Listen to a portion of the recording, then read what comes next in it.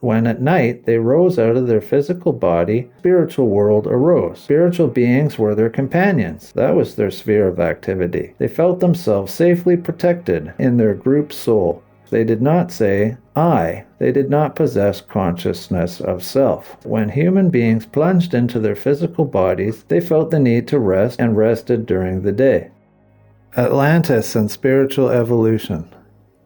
The first human beings appeared comparatively late in the Earth's evolution, and at that time they had a very different constitution from the present.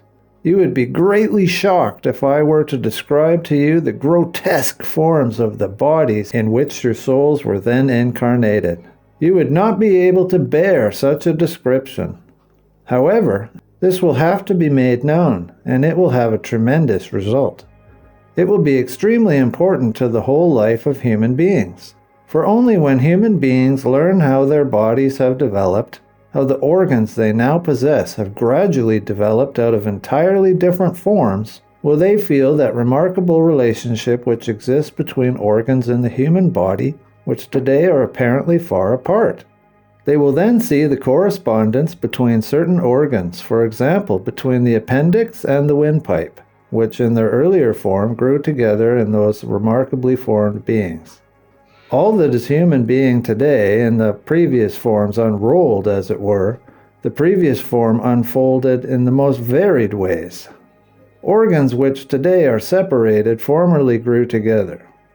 They have, however, kept their relationship, and very frequently this relationship is manifested in illnesses. It is seen that when a certain organ is diseased, another one becomes diseased in consequence. Hence, those who really study medicine will have to make many discoveries of which present-day medicine, which is only a collection of notes, has no inkling. Only then will physicians really learn something about its true nature of man. All this is merely to point out how entirely different people's earlier form was.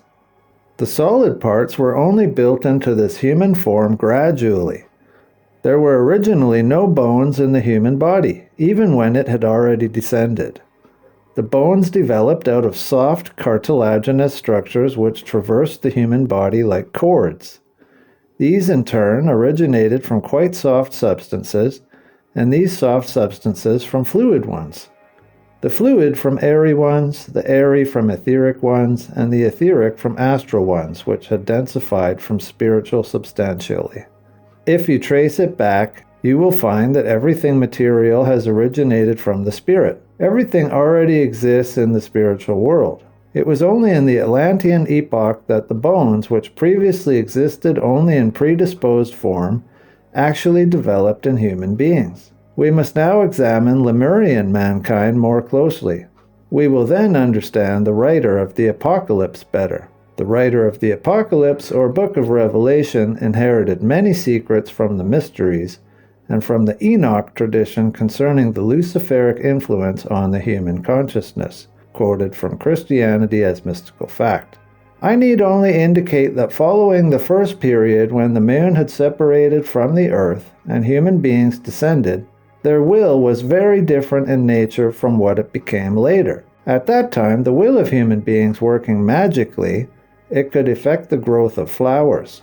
When they exerted their will, they could make a flower shoot up quickly, a capacity which can only be acquired today by an abnormal process of development. Hence, at that time, the natural surroundings depended upon how the human will was constituted. If it was good, it worked soothingly upon the billowing waters, upon the storm, and upon the fiery structures that were then all around, for the earth was to a great extent of a volcanic nature. Human beings worked soothingly upon all this by means of good will and destructively by means of evil will.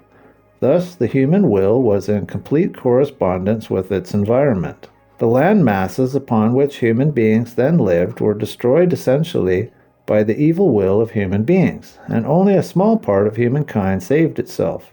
We have here again to distinguish between race developed and soul development. Into our epoch, an epoch which we can describe in proper words because we can now find terms in our language that are adequate for the depiction of what clairvoyant consciousness perceives. After this catastrophe, we come to the ancient Atlantean epoch, when the human race developed on a continent which now forms the bed of the Atlantic Ocean, between the present Europe and America. At that time, human beings lived under very different physical conditions. At the beginning of the Atlantean epoch, they were structured differently and perceived in quite a different way from present human beings. They still had a kind of spiritual vision, because the construction of their bodies was different from what it is now. The etheric body of the head extended far beyond the physical body. Only toward the last third of the Atlantean epoch did the projecting etheric body draw in and take the form of the present human head. Since the form of the ancient Atlanteans was so very different from that of present human beings, and the parts of their being was so differently joined together,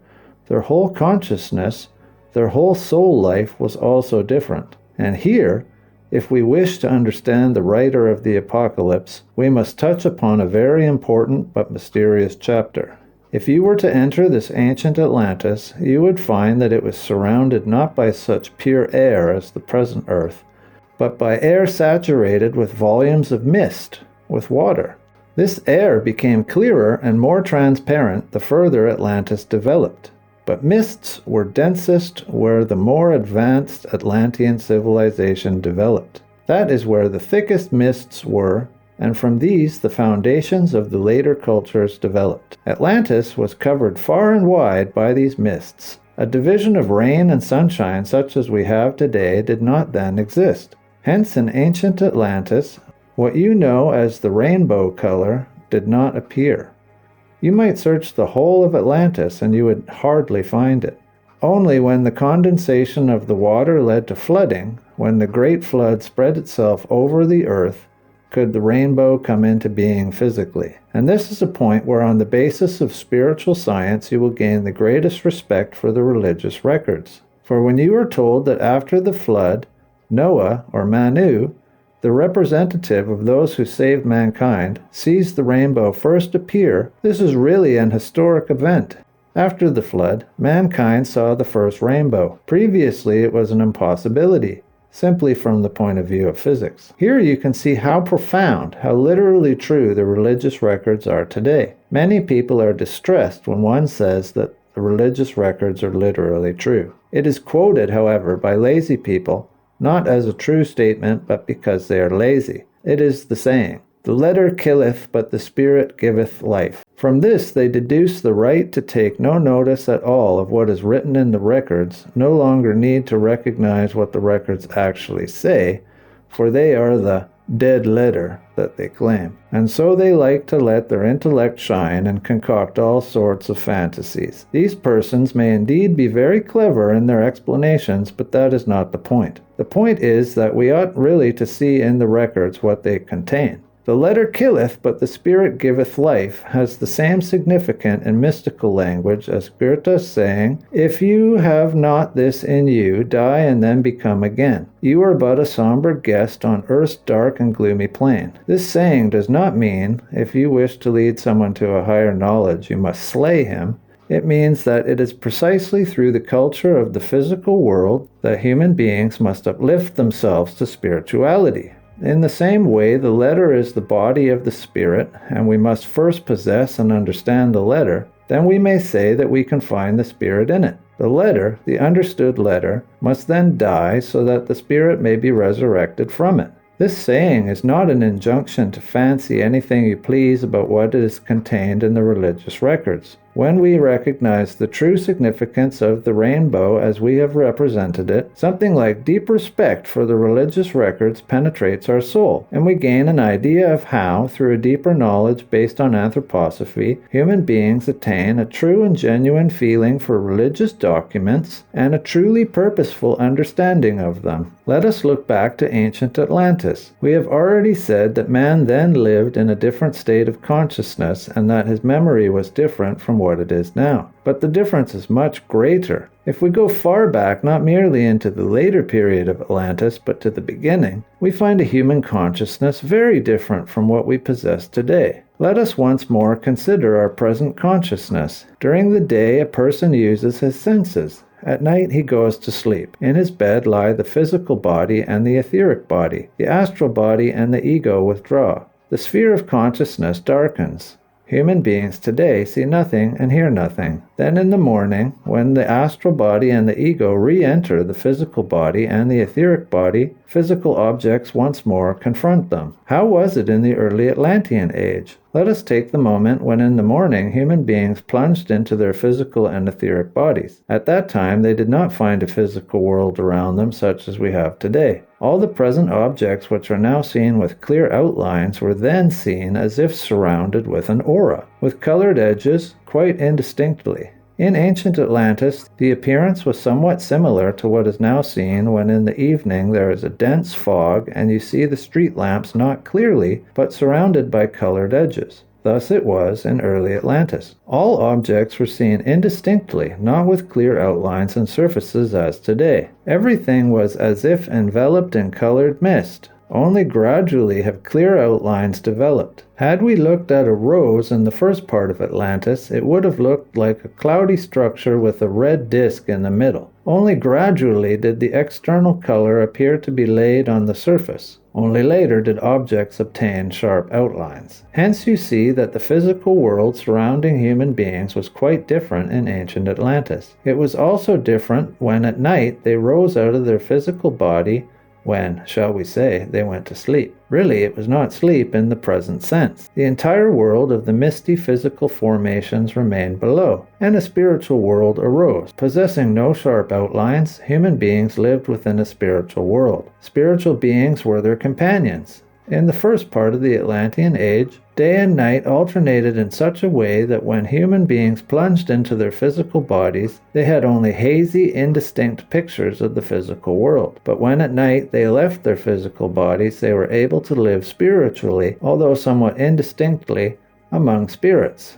They moved among spirits. And above all, people's entire life of feeling was also different in the Atlantean epoch. At that time, when they went out of their physical and etheric bodies, they did not feel fatigue and the need to rest. Neither did they find rest. They had to enter into the spiritual world. That was their sphere of activity. On the other hand, when the morning came, they felt the need to rest and sought out the resting place, which was their own body. There they lay peacefully. They crept into their own body and rested during the day. Thus, in the first period of Atlantis, things were entirely different from now. During the Atlantean epoch, a process took place in which human beings gradually passed from one set of conditions into their opposite. This was caused by the etheric body increasingly being driven into the physical body and occurred during the last third of the Atlantean epoch. Before this event, human beings felt themselves as waking beings above in the spiritual world. But as such, they did not say, I, to themselves. They did not possess consciousness of self.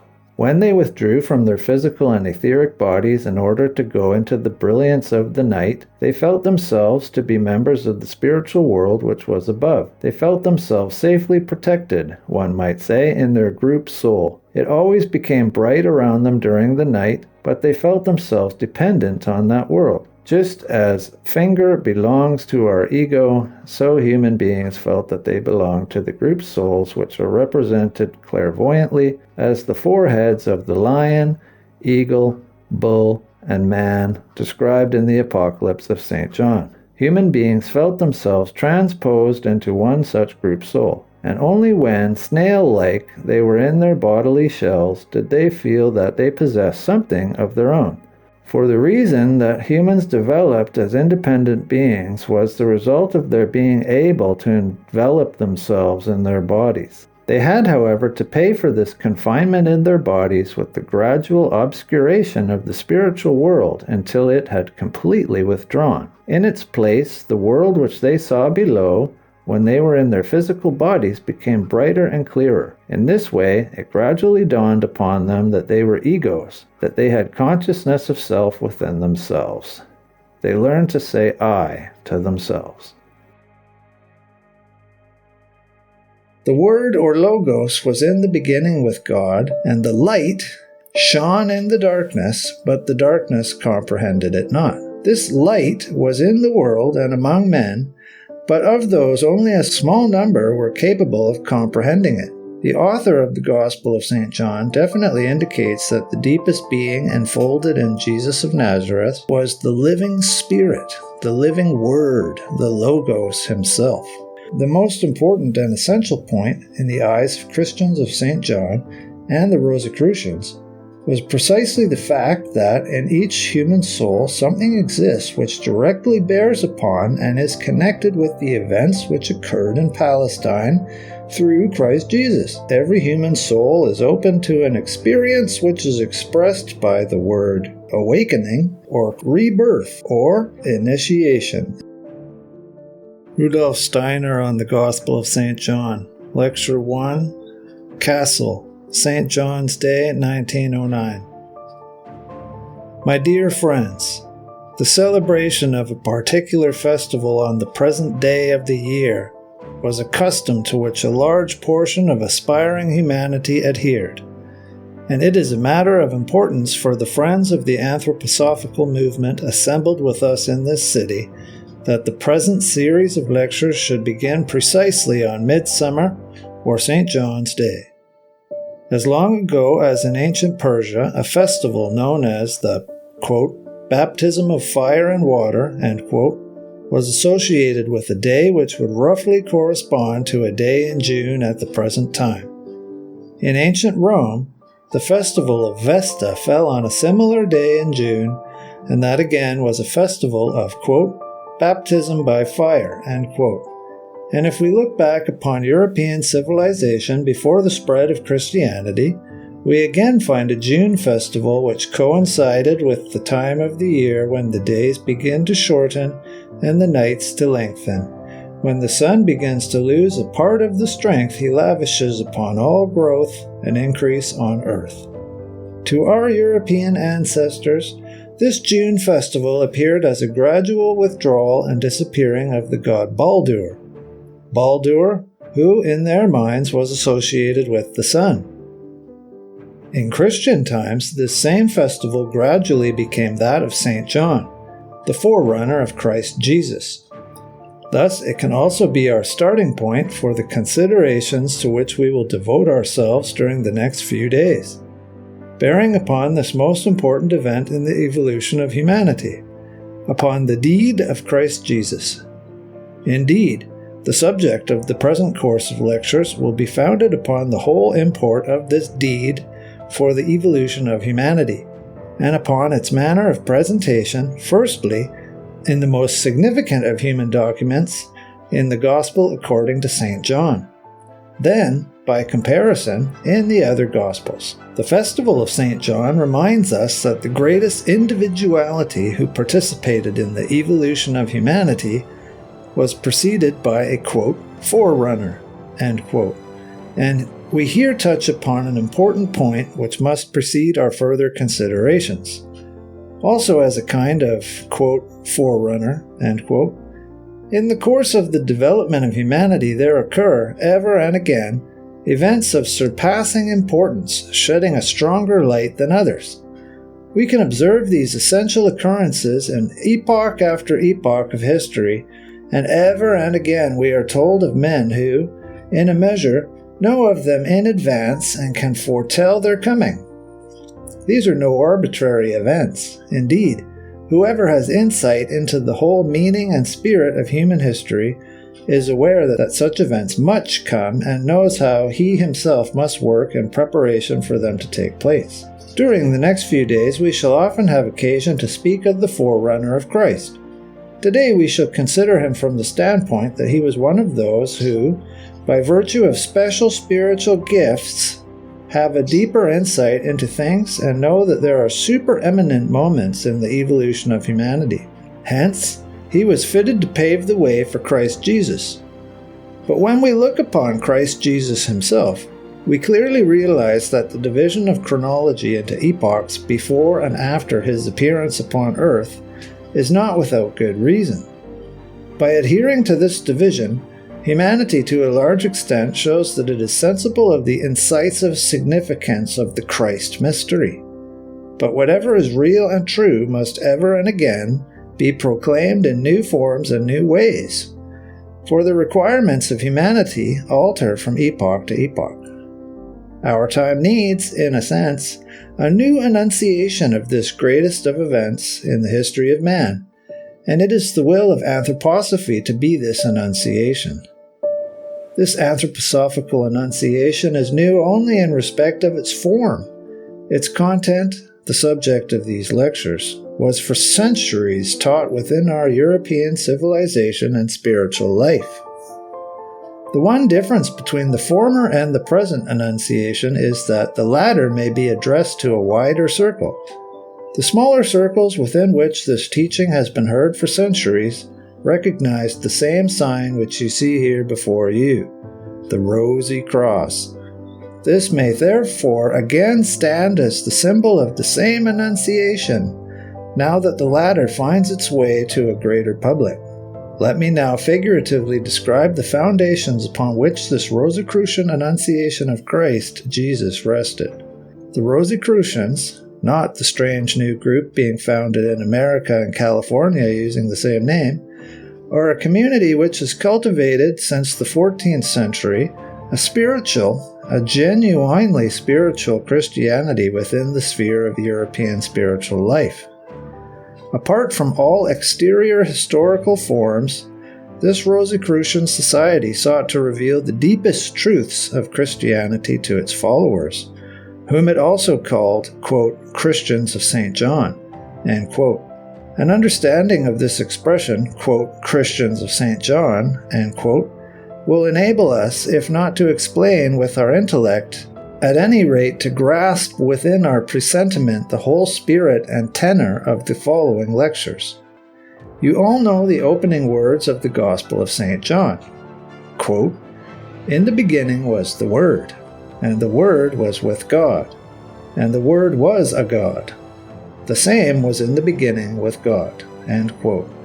The Word or Logos was in the beginning with God, and the light, it is further said, shone in the darkness, but the darkness comprehended it not. This light was in the world and among men, but of those only a small number were capable of comprehending it. Then there appeared the Word made flesh as a man, in a man whose forerunner was the Baptist, John.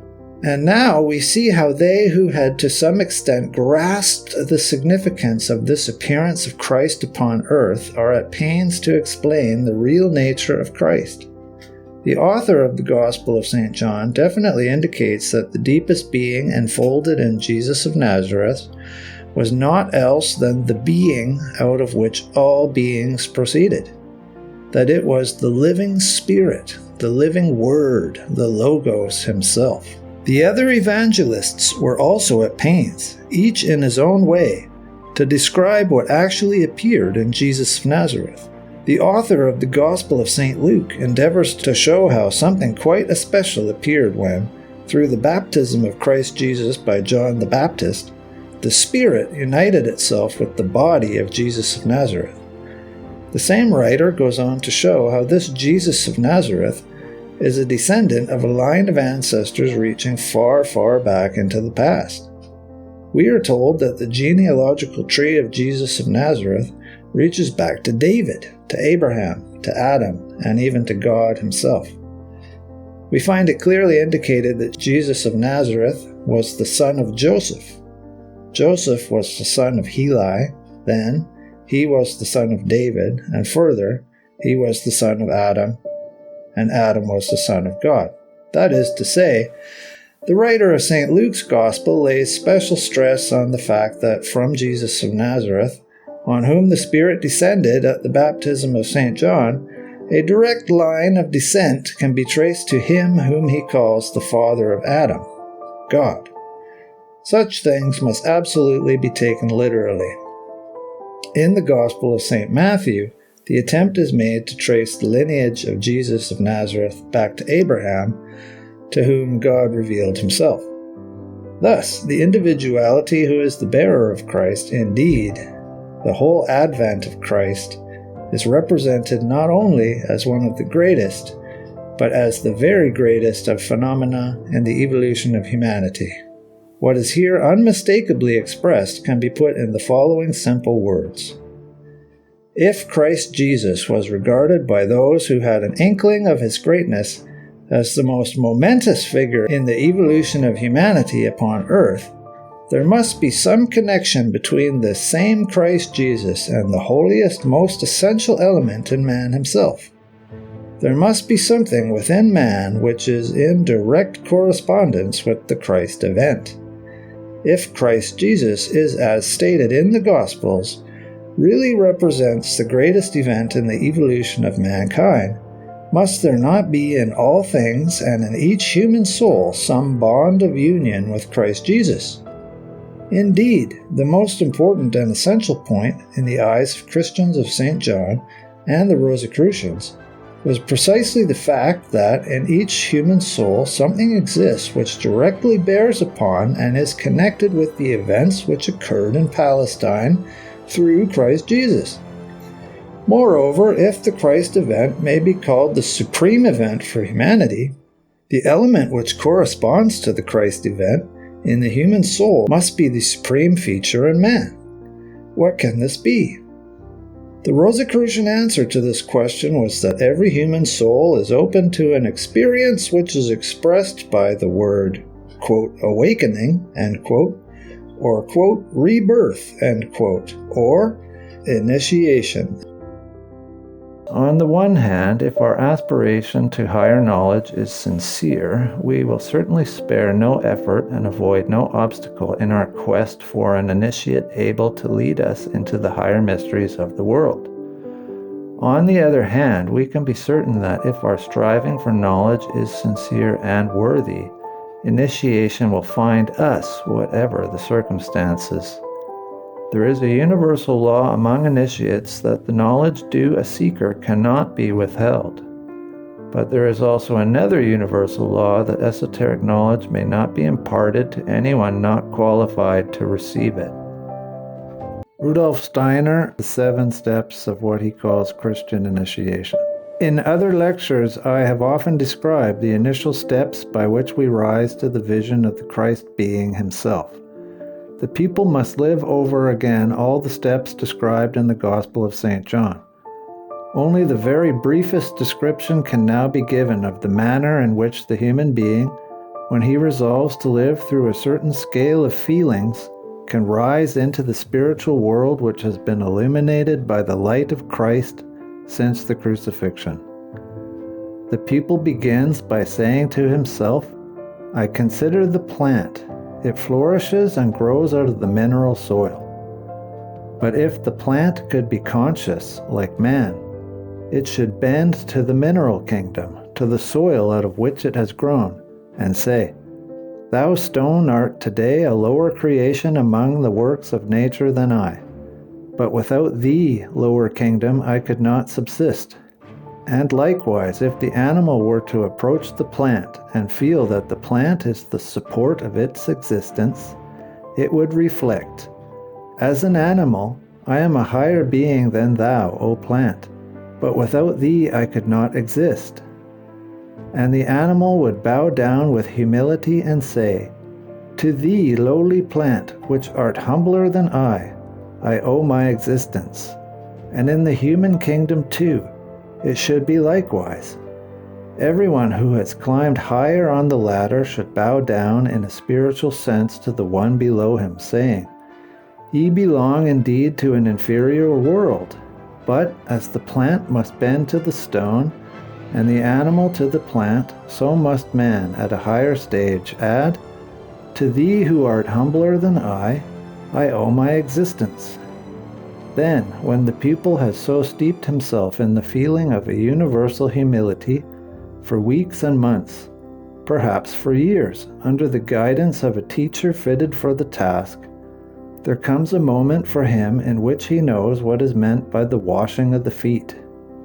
For he has a direct spiritual vision of the act accomplished by Christ as he, a higher being, bent before the 12 and did wash their feet. And the whole significance of the act flashes on the pupil as a vision, and he knows that the washing of the feet did take place. The bond of knowledge guides him so that he needs no further proof. He now gazes directly into the spiritual world and beholds Christ in the scene of the washing of the feet.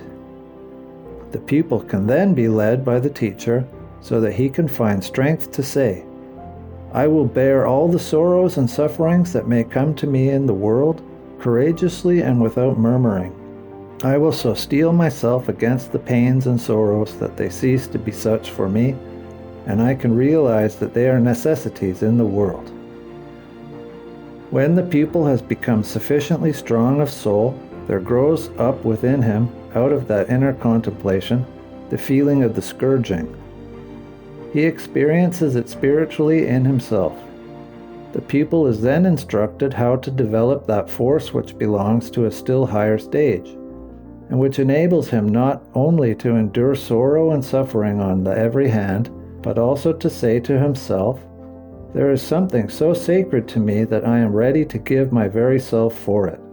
Should the whole world cover me with scorn and derision, this will still be the holiest for me. Mockery and ridicule from all sides will not withhold me from the holiest, even though I stand alone. I pledge myself to defend it." The pupil then experiences inwardly, in the spirit, the crowning with thorns. He needs no historical records. His spiritual vision shows him the scene described in the Gospel of St. John as the crowning with thorns. Then, when the pupil learns under suitable guidance to regard his physical existence in a totally new light, then he learns to look upon his own body as something external, to be carried about with him. When this feeling and sensation have become so much a matter of course that he can say, "I bear my physical body through the world like an outer instrument," he has reached the fourth stage of Christian initiation, the bearing of the cross. This does not make him a feeble ascetic. On the contrary, he learns to handle the instrument of his body much more effectually than before. When we learn to regard the body as something which we carry about with us, we have attained the fourth stage of Christian initiation, the bearing of the cross. Then we have conquered for ourselves the power to behold in the Spirit the scene in which Christ bears the cross upon his back, as we have learnt, by the elevation of our soul, to carry our body like a piece of wood. Something then takes place which we must regard as the fifth stage of Christian initiation, what is called the mystic death. By our inner growth, everything around us, the whole physical world of sense, appears as if blotted out. Darkness compasses us about. Then comes a moment when the darkness is, as it were, rent asunder like a veil, and we see behind this physical world. While this moment lasts, something else takes place. We have learnt to know what sin and evil are. We recognize them in their true form. That is, we know at this stage what is meant by the descent into hell.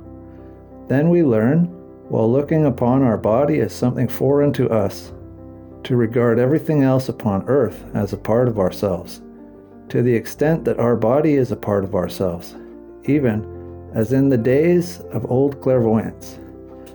We learn to look upon the sufferings of others as those of a great organism to which we too belong, and we are united with the earth inasmuch as we recognize the truth.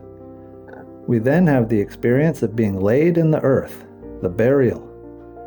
And being united with the earth, we have also risen from it.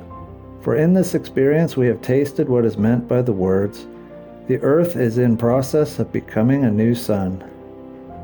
In these fourth, fifth, and sixth stages of Christian initiation, we have attained the qualities enabling us to behold, in personal vision, the event of Golgotha, and to live in intimate knowledge of it. We have now no need of traditional documents. These have served their purpose in leading us from step to step. We have then reached the seventh stage, called the ascension. In other words, the ascent into the spiritual world. This is the stage of which it is rightly claimed that no human language is capable of describing it. For no idea of it can be formed save by one who has learned to think without the instrument of the brain. The miracle of the ascension cannot become the object of thought save when the thinker has learnt to dispense with the physical brain as the instrument of thought. Being capable of spiritual vision, they who were present as believers at the crucifixion on Golgotha were in a position to see what was happening. They would have been able to see the Christ in the manner described to you, especially if he had revealed himself to their open spiritual eye in the aura of the earth. They might have seen the Christ even had he retained the same form to a certain extent which he had worn before, were it not that he, the Christ, had won something for himself by his conquest of death. Rudolf Steiner, How to Know Higher Worlds. Conditions. The capacities by which we can gain insights into higher worlds lie dormant within each one of us. Mystics, Gnostics, and Theosophists have always spoken of a world of soul and spirit that is as real to them as the world we can see with our eyes and touch with our hands.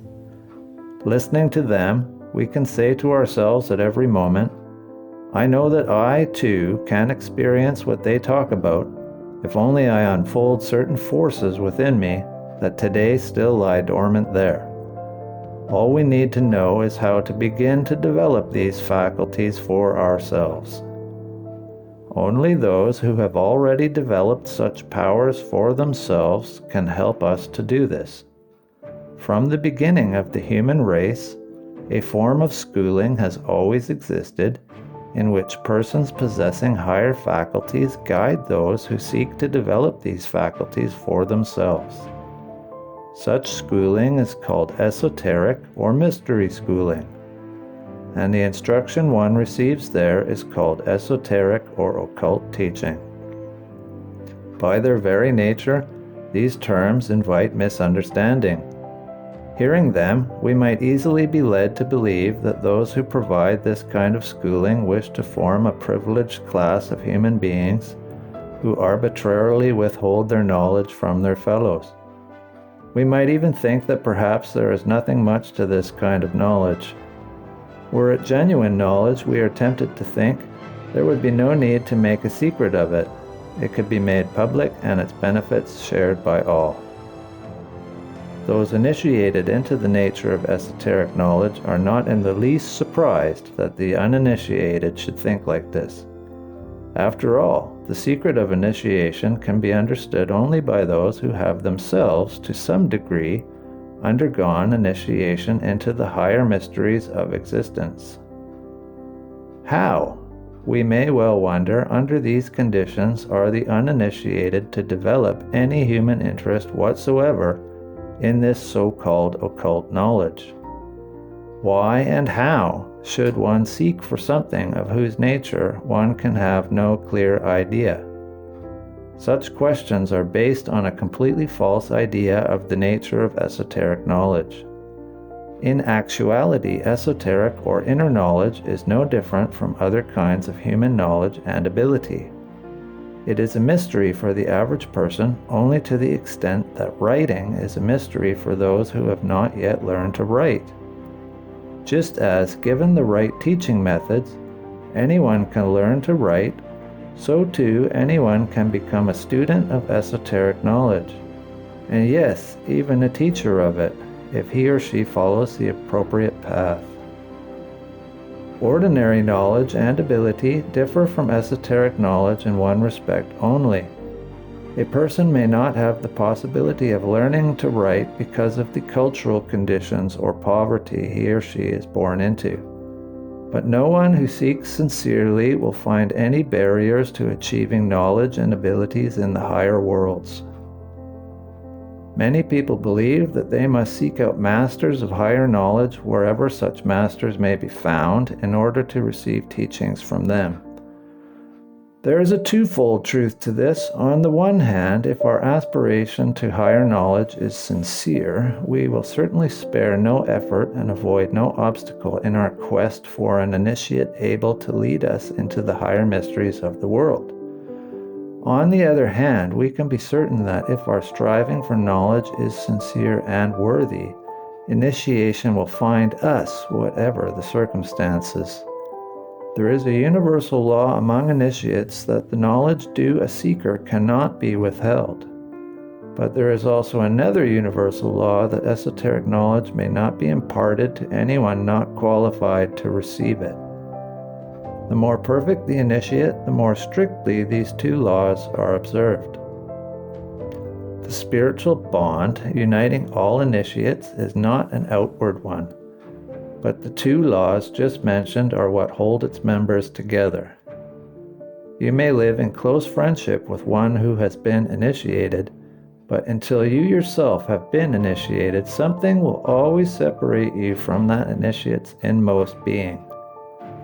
You may enjoy an initiate's full heart and love, but the initiate will not share the secret with you until you are ready. You may flatter, you may torment, but nothing will induce the initiate to betray anything that should not be divulged to you if, at the present stage of your development, you do not yet understand how to prepare a proper welcome for this secret in your soul. Quite specific methods prepare us to receive such secrets. Their course is traced out with indelible eternal letters in the spiritual worlds where initiates preserve the higher secrets. In ancient prehistoric times, the temples of the spirit were outwardly visible, but today, when our life has become so unspiritual, they no longer exist where we can see them with our physical eyes. Yet spiritually, they are still present everywhere, and whoever seeks can find them. Only within our own souls can one find the means of opening an initiate's mouth. But before one can receive the highest treasures of the spirit, one must develop definite inner qualities to a specific high degree. We begin with a fundamental mood of soul. Spiritual researchers call this basic attitude the path of reverence, of devotion to truth and knowledge.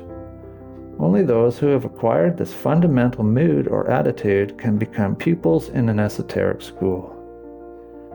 Anyone with any experience in this area knows that those who later become students of esoteric knowledge demonstrate this gift for reverence in childhood. Some children look up to those whom they revere with a holy awe. Their profound respect for these people works into the deepest recesses of their hearts and forbids any thoughts of criticism or opposition to arise. Such children grow up into young people who enjoy looking up to something that fills them with reverence. Many of these young people become students of esoteric knowledge. If you have ever stood before the door of someone you revered, filled with holy awe as you turned the doorknob to enter for the first time a room that was a holy place for you, then the feeling you experienced at that moment is the seed that can later blossom into your becoming a student in an occult esoteric school. To be gifted with the potential for such feelings is a blessing for every young person. We should not fear that such feelings of reverence lead to subservience and slavery. On the contrary, a child's reverence for others develops into a reverence for truth and knowledge. Experience teaches that we know best how to hold our heads high in freedom if we have learned to feel reverence when it is appropriate. And it is appropriate whenever it flows from the depths of the heart. We will not find the inner strength to evolve to a higher level if we do not inwardly develop this profound feeling that there is something higher than ourselves. Initiates found the strength to lift themselves to the heights of knowledge only because they first guided their hearts into the depth of veneration and devotion. Only a person who has passed through the gate of humility can ascend to the heights of spirit. To attain true knowledge, you must first learn to respect this knowledge.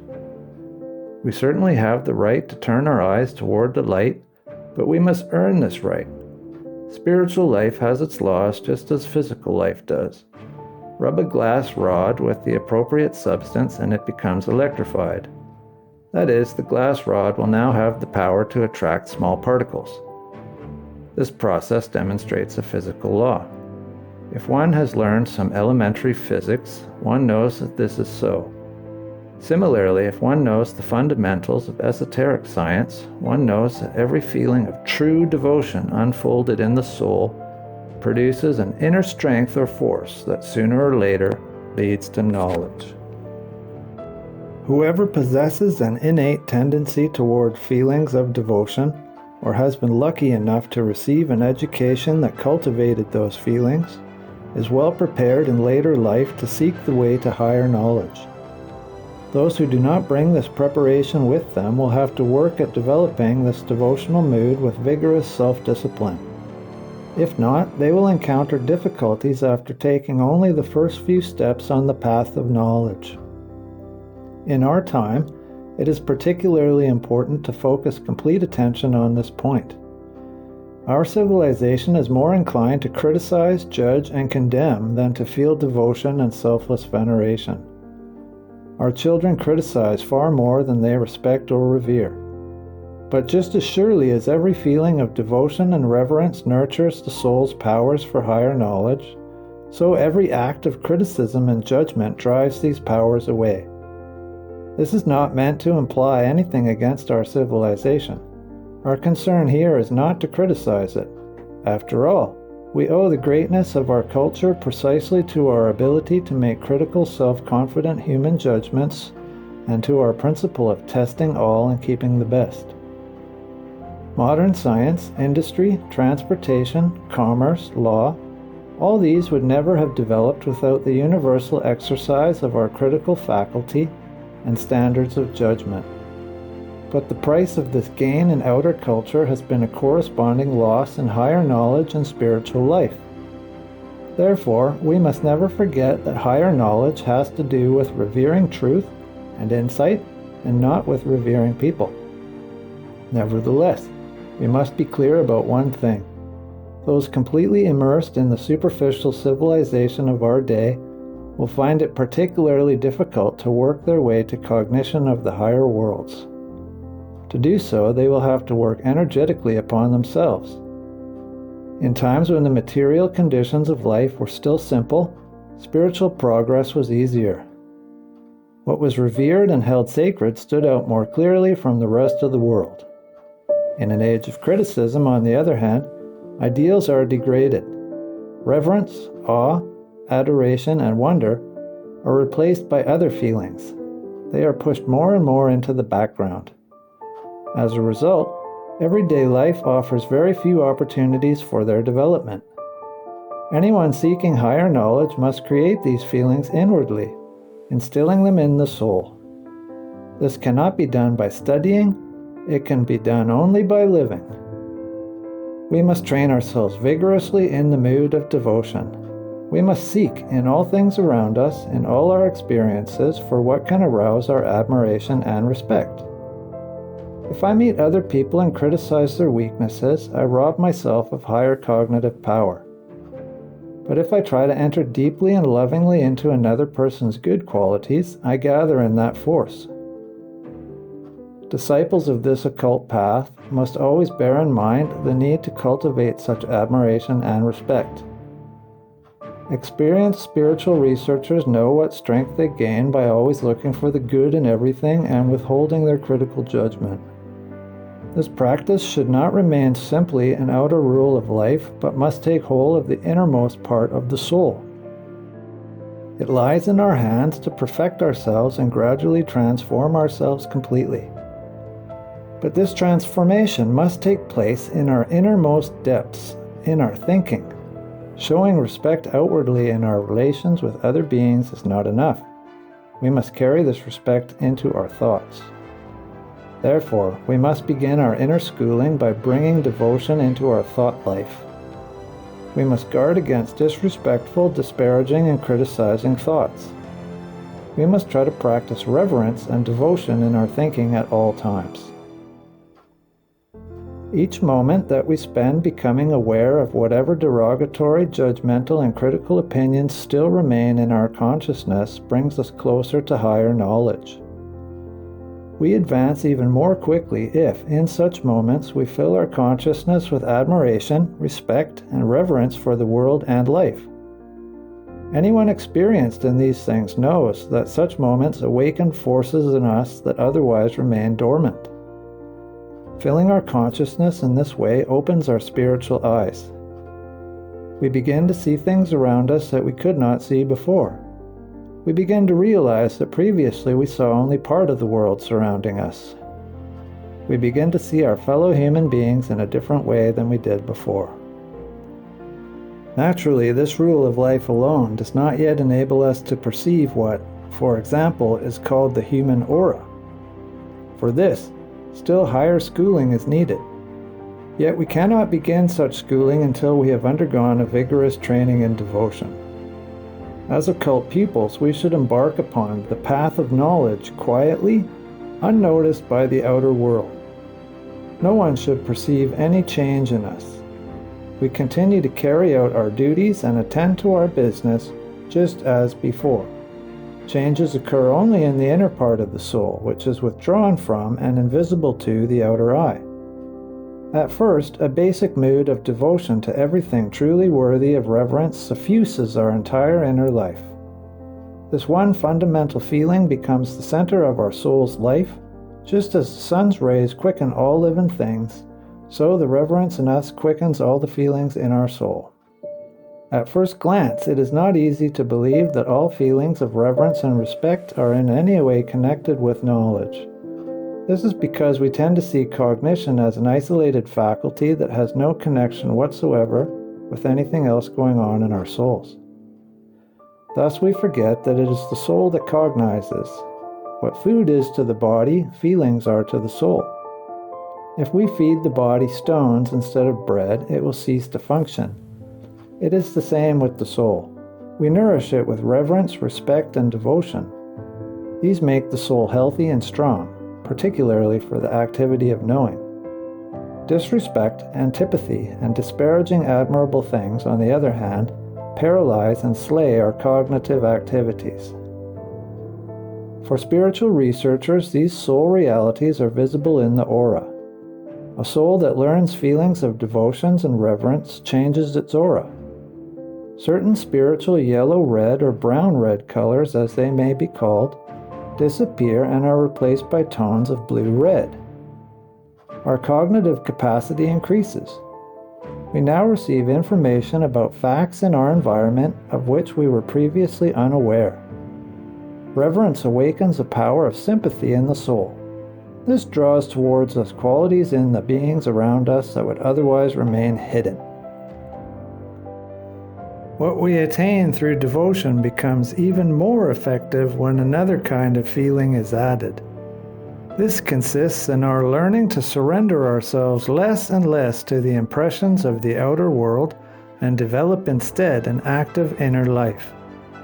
If we chase after amusements and rush from one sense impression to the next, we will not find the way to esoteric knowledge. Not that occult students should become dull or unfeeling toward the outer world. Rather, a rich inner life should orient us in responding to impressions. A person rich in feeling and deep of soul who passes through a beautiful mountain landscape will have a different experience from one whose inner life is poor in feeling. Inner experience is the only key to the beauties of the outer world.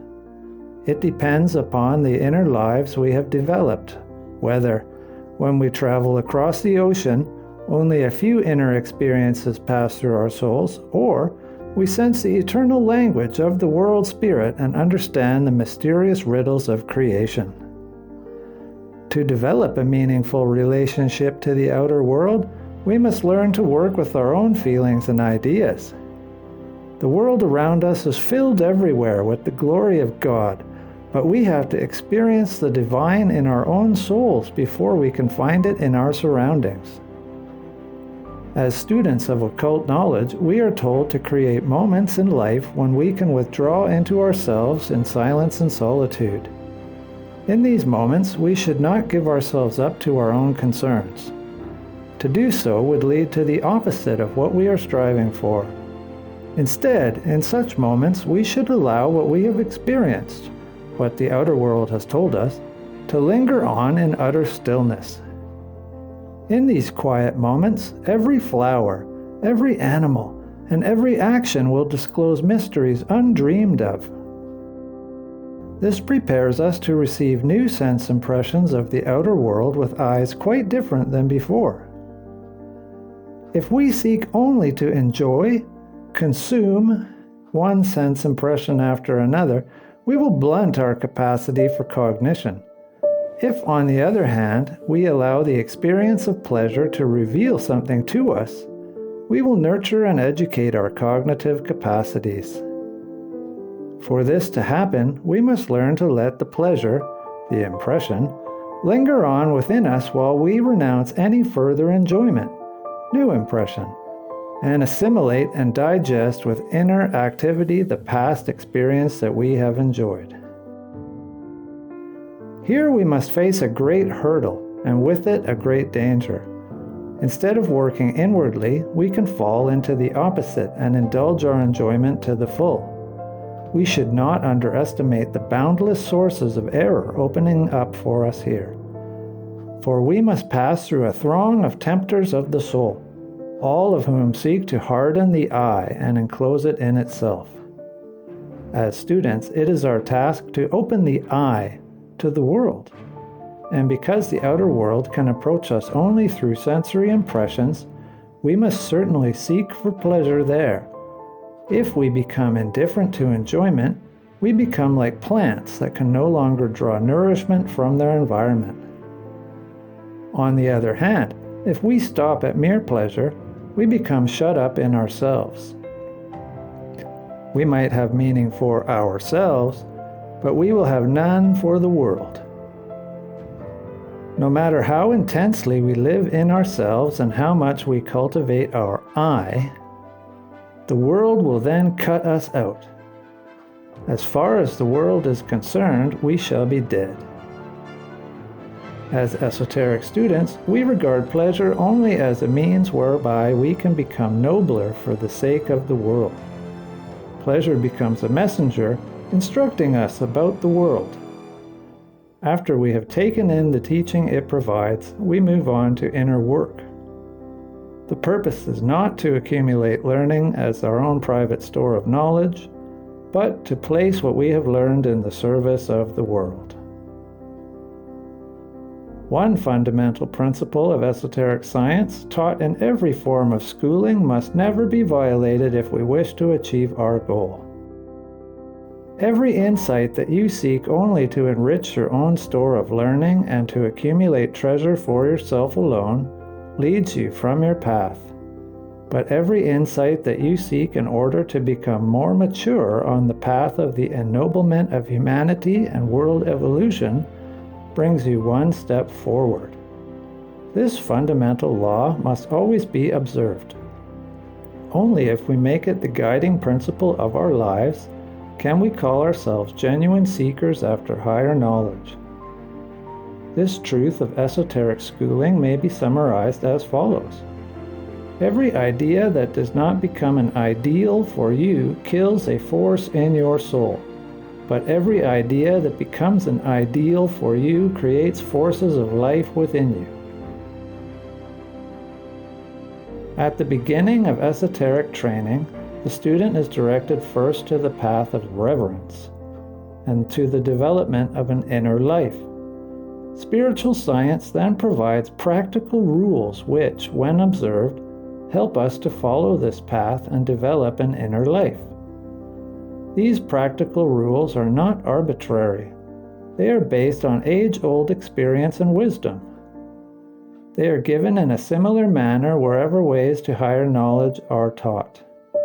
All true teachers of spiritual life agree upon the content of these rules, though they may not always express them in the same words.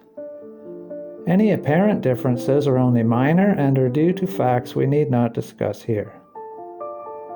No teacher of spiritual life exercises dominion over other human beings by means of such rules. Such teachers do not seek to restrict anyone's autonomy. Indeed, there is no better judge and guardian of human independence than a spiritual researcher. As we said earlier, a spiritual bond connects all initiates, and two laws hold this bond together. But when initiates leave their closed spiritual circle and appear in public, they are immediately subject to a third law. Regulate each of your words and actions so that you do not interfere with anyone's free decisions and will. Once we have realized that a true teacher of spiritual life must be thoroughly permeated by this attitude, we know that we can lose nothing of our independence if we follow the practical rules we are given.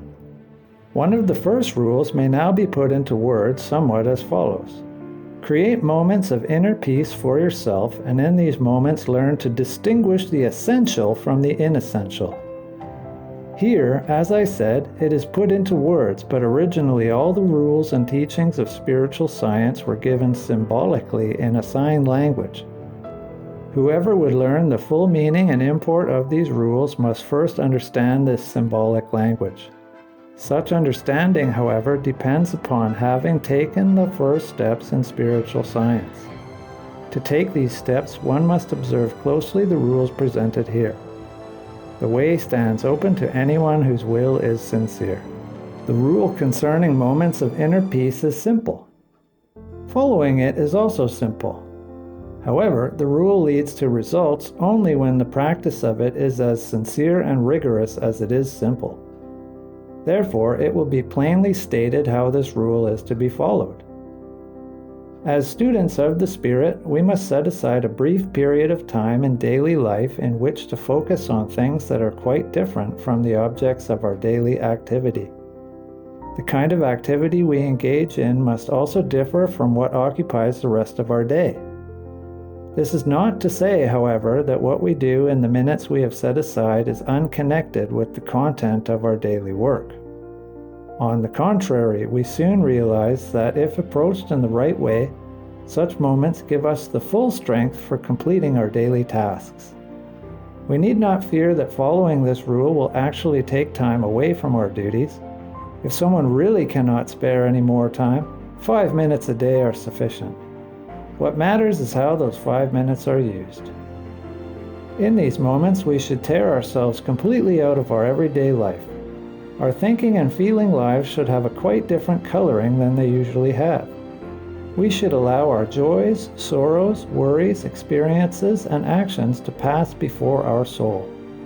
But our attitude towards these should be one of looking at everything we have experienced from a higher point of view. Consider in ordinary life how differently we perceive what other people have experienced or done from the way we perceive what we ourselves have experienced or done. This must be so. We are still interwoven with what we experience or do. But we are only onlookers of other people's experiences or acts. In the time we have set aside for ourselves, then, we must strive to view and judge our own experiences and actions as though they belong to another person. Every human soul is open to an experience which is expressed by the word awakening or rebirth or initiation. Another important point is what esoteric science calls, quote, orientation, unquote, in the higher worlds.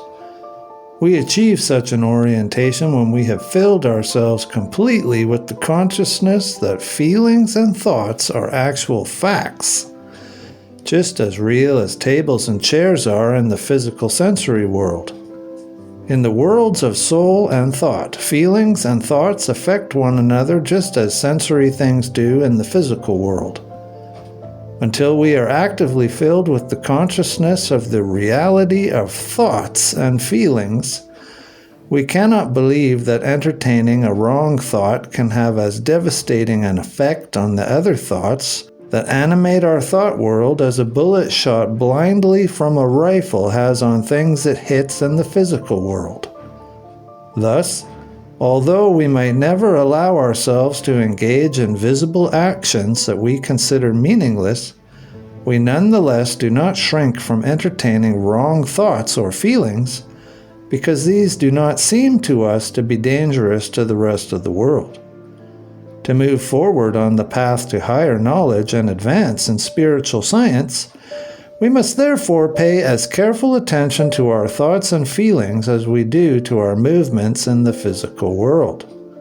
For instance, we do not usually try to go straight through a wall, but direct our steps around it. That is, we comply with the laws of the physical world. The world of feelings and thoughts likewise has its own laws, but they do not force themselves upon us from the outside. Rather, they must flow out of the life of the soul. For this to occur, we must never allow ourselves false thoughts and feelings. Random musings, playful daydreams, the arbitrary ebb and flow of feeling. All these must be banished from the soul. We need not fear that this will make us unfeeling. On the contrary, we will find that only when we regulate our inner life in this way do we become truly rich in feelings and creative in genuine imagination. Important feelings and fruitful thoughts will then take the place of petty indulgence in emotions and the playful association of ideas. These, in turn, will help us to orient ourselves in the spiritual world, thereby allowing us to enter into a right relationship with the things in it. And this, too, has a definite noticeable effect. Just as we find our way as physical beings amongst the things of the physical world, so now our path leads us through the phenomena of growing and dying away. As we come to know these in the manner described above, we follow the processes of growing and flourishing, decaying and dying, just as our own and the world's development require. The students of occult knowledge must also direct their attention to the world of sounds. Here we must distinguish between sounds produced by so-called inanimate objects, such as a falling object, a bell, or a musical instrument, and those coming from living beings, animals or human beings. If we hear a bell, we perceive the sound and associate it with a pleasant feeling. The scream of an animal, on the other hand, not only evokes an emotional association, but also reveals the animal's inner experience, its pleasure or its pain. In esoteric training, we focus on the second type of sound, concentrating our whole attention on the fact that the sound communicates something that lies outside our own souls. We must immerse ourselves in this, quote, otherness, end quote, and inwardly uniting our feelings with the pain or pleasure expressed by the sound. To do this, we must disregard what the sound is for us, whether it is pleasant or unpleasant, agreeable or disagreeable. Our soul must be filled only with what is happening in the being from whom the sound comes. If we practice this exercise systematically and deliberately, we will acquire as we do so the faculty of merging, as it were, with the being that made the sound. A musically sensitive person will naturally find this particular exercise for the cultivation of soul, life, easier than one who is unmusical. But no one should think that a musical ear is a substitute for systematically doing the exercise. As occult students, our goal is to learn to feel toward the whole of nature in this way. As we learn to do so, a new faculty takes root in the world of feeling and thought. All of nature begins to whisper its secrets to us through its sounds. Sounds that were previously incomprehensible to our soul now become the meaningful language of nature. Where we had heard only noise in the sounds produced by inanimate objects, we now learn a new language of the soul.